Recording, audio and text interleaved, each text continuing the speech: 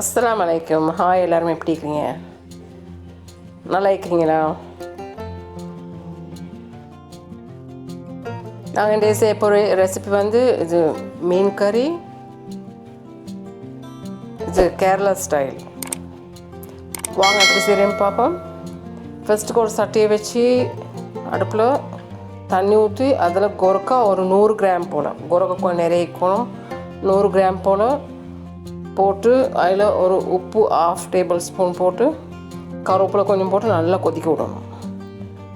நல்லா கொதிச்சு வரணும். அது நல்லா அதுக்கப்புறம் அதை ஒரு பக்கம் ஓரமாக்கி வைக்கணும். இல்லை நல்லா வேக விடணும் குறுக்காவை. அது அந்த புளிப்பு இதெல்லாம் இறக்குறதுக்கு தண்ணியில்.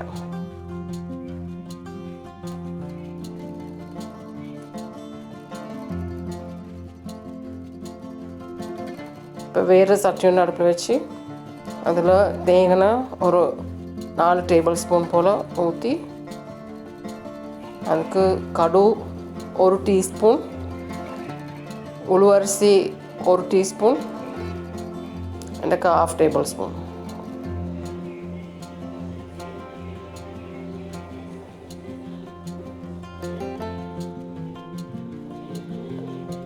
நல்லா பொரிப்பட்டதுக்கு அப்புறம் கருவேப்பிலை கொஞ்சம் போட்டு அதுக்கப்புறம் வெள்ளை வெங்காயமும் இது பச்சைஞ்சியும் நிறையணும். ஒரு வெள்ளை வெங்காயமும் பச்சைஞ்சியும் ஒரு வெங்காயமும் போட்டு எல்லாம் சேர்த்து நல்லா உலக்கையில் போட்டு இடித்து அதோட பேஸ்ட் தான் போடணும் மேலே. அதை போட்டு நல்லா வதங்க விட்டுட்டு இந்த மீன் செய்கிறதுக்கு மிச்சம் சாமனும் தேவையில்லை. ஏன்னு செய்யண்டாக்கா இது கொஞ்சம் சாமனம் இருந்தால் போதும். ஜஸ்ட் வெங்காயமும் வெள்ளை வெங்காயமும் பச்சைஞ்சியும் கருவேப்பிலையும் கடு உளுவரிசி உப்பு எண்ணெய் கொச்சத்தூள் மஞ்சத்தூள் இவ்வளோ தான் தேவை. கொச்சத்தூள் வந்து 3 டேபிள் ஸ்பூன். இது வந்து காஷ்மீரி சில்லி பவுடர் தான் 3 டேபிள் ஸ்பூன். மக்க வந்து நார்மல் சில்லி பவுடர் வந்து 1 டேபிள் ஸ்பூன். மஞ்சள் வந்து 1 டீஸ்பூன். இந்த இதில் மிச்சம் கொச்சத்தூள் போட்டேன்றதுக்காக வேண்டி உரப்பு கூட வைக்காது. ஏன்சென்ட் அந்த புளிப்பு சுற்றி இது கவரும். எல்லாம் நல்லா வதக்கி கொஞ்சம் ஒரு 5 நிமிஷத்துக்கு பூரா நல்லா அப்படியே அடுப்பில் வச்சே நல்லா வதங்க விடணும்.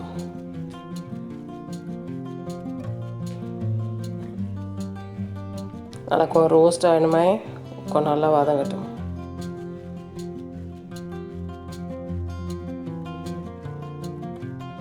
அதுக்கப்புறம் அந்த கொரக்கா வச்சு அந்த தண்ணியை மட்டும் ஊற்றணும். மிச்சம் தண்ணியில் ஊற்ற பேத்துருவானோம். ஏன்னுச்சுன்னா அந்த கொரக்கா வச்ச தண்ணி மட்டுமே போதும். ஆனால் லூஸாக தான் டேஸ்ட் இல்லை, கொஞ்சம் டிக்கும் இல்லை, கொஞ்சம் டிக் ஆகிக்கணும். இந்த கொரக்கா வச்சு தண்ணியை ஊற்றி அப்புறம் உப்பு வந்து டேஸ்ட் பார்த்து போடணும். மிச்சம் போட ஒரு பேத்தில் நேரத்தோட கொரக்காக்கும் போட்டு சுட்டி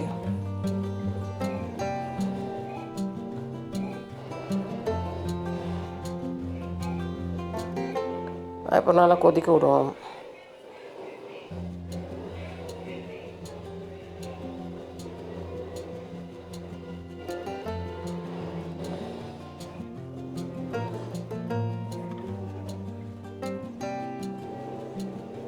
நல்லா கொதிச்சதுக்கு அப்புறம் மீனை ஃபஸ்ட்டுக்கு நல்லா மஞ்சளும் உப்பும் போட்டு நல்லா கழுவிட்டு தண்ணி வடி விட்டு அதுக்கப்புறம் தான் போடுவோம்.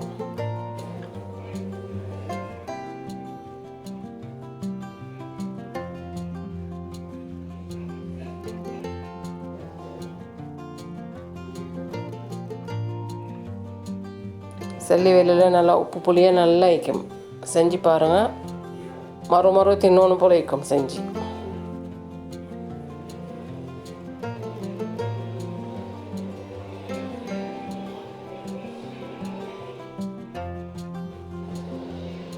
சும்மா கருவேப்பிலை கொஞ்சம் வசக்காலில் தூவி விட்டுட்டு பூட்டி வைக்கணும். ஒரு 10-15 நிமிஷத்துக்கு போல் கொஞ்சம் ஸ்லோவாக பூட்டி வச்சு வேக விடுவோம்.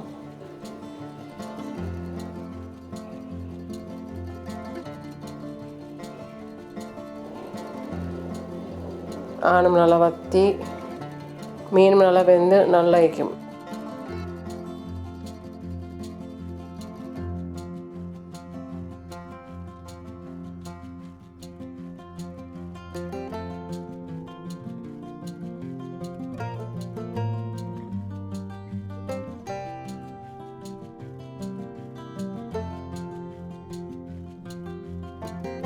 வாஸ்கால் கொஞ்சம் கருவேப்பிலை போட்டுடுவோம். மெயின் சென்டர் நல்லா இது வந்து மிச்சமே கருவேப்பிலை இதுதான் தேவை.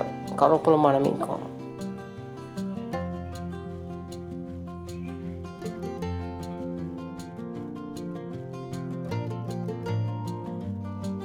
அவ்வளோதான் டிஷ் இது.